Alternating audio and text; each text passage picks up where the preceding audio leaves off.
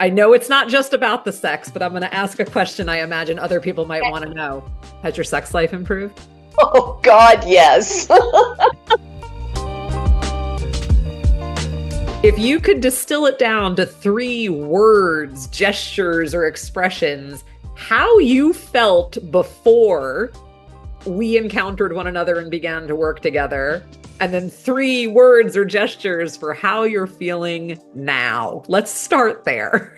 I'd have to get up and I think run around the room, my arms spread wide open like a soaring bird to describe where I feel like I got to. Empowered on this level that I've never experienced before. Firmly standing on my body's wisdom. I kind of met you just after I entered menopause. It felt like invasion of the body snatchers for me.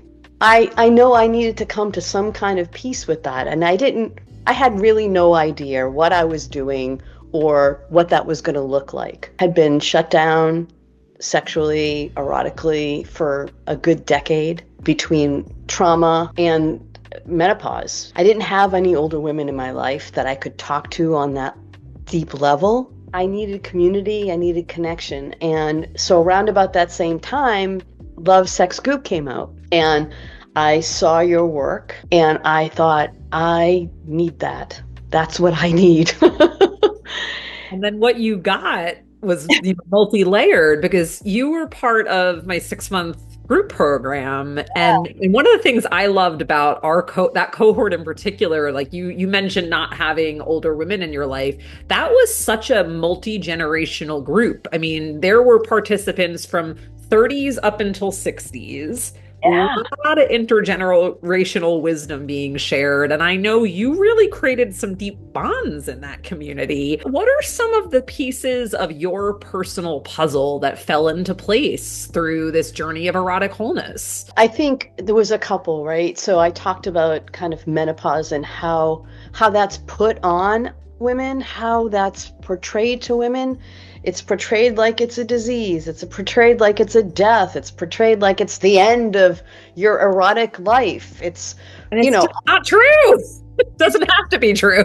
It opened a door for me to see that experience as such a spiritual one and to see it as a way to connect with an inner wisdom, a wisdom that my body holds that is always being trying to be locked down and shut down, even as a queer woman, right? I think there is probably a lot of stereotypes out there that, queer women, they won't probably experience any of that because live outside of that box. It's in the air, it's in the water you drink, it's in the world so profoundly right now, right? That oppression. So it was an opportunity for me to deeply walk into that space that not only would honor that part of my journey, that opening in my journey, but help to teach me ways to help it grow, give it a space to grow, to do that in community with other women. So powerful. And then I've been working on my trauma stuff for forever. This was the most intense somatic work I had ever done. I guess I would say to anybody who understandably might be scared, I hope that you'll make the choice to take really good care of yourself and love yourself that way, because it's worth everything. It's worth everything to do that.